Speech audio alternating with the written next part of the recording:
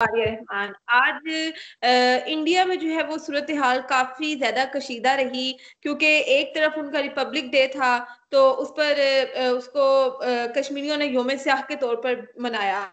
दूसरी जानिब किसानों ने अपने ट्रैक्टर मार्च का आगाज किया। उसमें हमने जगह जगह देखा कि एक जानिब जो आम आवाम है उन्होंने उन पर फूल बरसाए तो पुलिस ने उन पर डंडे बरसाए हैं। मेरे साथ इस सारे मौजू पर बात करने के लिए आज मौजूद हैं फैसल तारड़ साहब हैं, सीनियर तज्जियाकार हैं। सर कैसे हैं आप? बहुत शुक्रिया, मैं बिल्कुल ठीक ठाक। सर पहले तो बहुत शुक्रिया, आपने अपना कीमती वक्त दिया।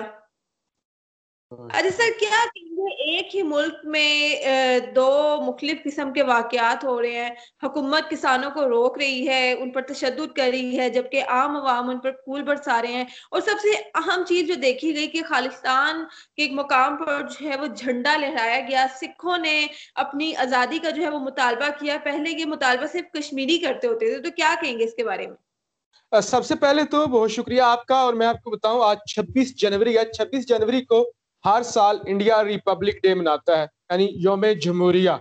योम जमहूरिया इस दफा का हम जिक्र करते हैं 2021 के योम जमहूरिया का। तो सबसे पहले हमें यह पता चलता है कि ये योम जमहूरिया नहीं था, बल्कि ये ब्लैक डे था, ये योम स्याह था। और फिर इंडिया को इतनी बड़ी हजीमत उठाना पड़ी है। सबसे पहले हम उनकी जो आलमी फ्रंट पे जिन्होंने फॉरेन पॉलिसी में इतना बड़ा झटका लगा है। देखिए 1966 से लेकर 2020 तक जब जब इंडिया ने अपना रिपब्लिक डे मनाया, कोई ना कोई उनके साथ हेड ऑफ स्टेट होता था। किसी भी मुल्क का वजीर आजम या सदर उनका चीफ गेस्ट होता था। इस दफा 55 साल के बाद ऐसा हुआ है कि जब कोई बंदा भी, कोई सदर भी, कोई वजीर आजम भी उनके रिपब्लिक डे के मौका पर नहीं आया। बोरिस जॉनसन जो कि बरतानिया के वजीर आजम है, उन्होंने कहा था कि वो आएंगे। एन वक्त पर उन्होंने कहा कि भाई मैं आपके मुल्क नहीं आने वाला, आपके मुल्क मुझे आते हुए डर लगता है, लिहाजा मैं नहीं आऊंगा। फिर जो कांग्रेस के लोग हैं उन्होंने मोदी को मशवरा दिया कि मोदी साहब आप ये इवेंट जो है रिपब्लिक डे कैंसिल कर दें, या कुछ दिनों के बाद हम मना लेंगे। लोगों के सामने ये बहाना रखेंगे कि कोविड है, कोरोना वायरस है, लिहाजा हमें लोगों की जिंदगियां जो हैं वो अजीज हैं, लिहाजा हम ये डे नहीं मनाते। लेकिन मोदी साहब की जिद थी, डे मनाया।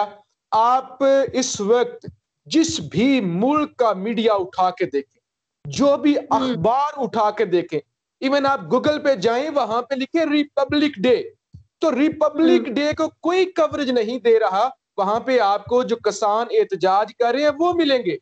आप रिपब्लिक डे डालें तो दुनिया भर का मीडिया, अमेरिकी मीडिया से लेकर रशियन मीडिया तक, इवन पाकिस्तानी मीडिया, तो सारे जो किसान एहतजाज कर रहे हैं, और एहतजाज अब शिद्दत अख्तियार कर चुका है। सिखों ने, किसानों ने ईंट से ईंट बुझा दी है। आपने देखा होगा किस तरह से शाही किले पर उन्होंने खालिस्तान का परचम लहरा दिया है, और जिस तरह से ट्रैक्टर वो दौड़ा के ला रहे हैं, और उनको जो फौज है, पुलिस है, उसके पीछे लगा रहे हैं, और भारतीय पुलिस उनके आगे लग के भाग रही है। फिर जिस तरह से उन पे गोलियां बरसाई जा रही हैं, आंसू गैस बरसाया जा रहा है, और ये भी खबर आई है कि भारतीय किसानों की हलाकत भी हुई है। भारतीय किसान इस सारे वाकये में मारे भी गए हैं। लेकिन आज जब 26 जनवरी भारत का यौम स्याह है, तो शर्म आती है इसे रिपब्लिक डे कहते हुए। रिपब्लिक डे यानी यौम जमहूरिया। जमहूरियत का क्या मतलब होता है कि लोगों की हुकूमत, लोगों के जरिए, लोगों पर। तो एहतजाज तो जमहूरियत का हुस्न होता है। आपको जो डेमोक्रेसी है वो राइट देती है कि आप एहतजाज कर सकते हैं। लेकिन यहाँ पे किस तरह से लाठीचार्ज किया जा रहा है। किसान बेचारे 2 महीनों से दिल्ली में आके एहतजाज कर रहे हैं, और आज जो कुछ दिल्ली में हो चुका है, मेरे ख्याल से इससे पहले कभी नहीं हुआ होगा। सिर्फ ये कहते हैं कश्मीर पर सिर्फ पाकिस्तानी मीडिया ऐसा करता है। पाकिस्तानी मीडिया कहता है कि वहां पे एहतजाज होते हैं, वहां पे लोग बाहर निकलते हैं, पाकिस्तान जिंदाबाद के नारे लगाते हैं, और पाकिस्तानी मीडिया झूठ बोलता है कि वहां पे कर्फ्यू लगा हुआ है। लेकिन आज हमने देख लिया कि कश्मीर तो क्या, पूरे दिल्ली को इन्होंने जिस तरह से कब्रिस्तान बना दिया है, जिस तरह से दिल्ली मैदान जंग बना हुआ है। तो मोदी जैसा इंसान जो पाकिस्तान को आइसोलेट करना चाहता था, आज खुद आइसोलेट हो चुका है कि इतना बड़ा मुल्क इंडिया जिसकी 1 अरब 35 करोड़ आबादी है, उसका रिपब्लिक डे है, और किसी भी मुल्क का हेड ऑफ स्टेट इंडिया आया ही नहीं है। और उसके बाद जो मैदान जंग बना हुआ है, तो हमारे सामने ये बात खुलकर आ जाती है, बल्कि वाज़ेह हो जाती है कि आज यौम जमहूरिया नहीं, रिपब्लिक डे नहीं, आज ब्लैक डे है।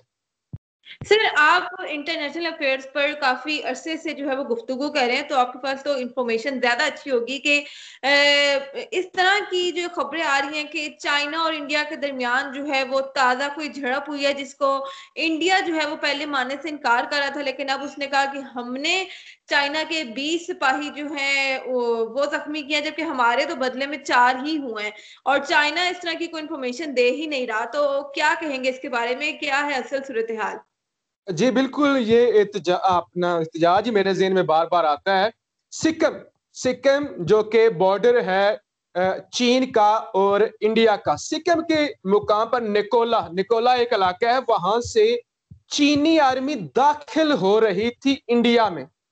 वो उनका एक बड़ा जत्थे जो चीनी आर्मी की हैं वो दाखिल हो रहे थे, आगे से इंडियन आर्मी आ गई और उनमें आपस में एक क्लैश हुआ। अब जो इंडियन मीडिया है वो ये कहता है कि सिर्फ एक छोटा सा क्लैश हुआ है।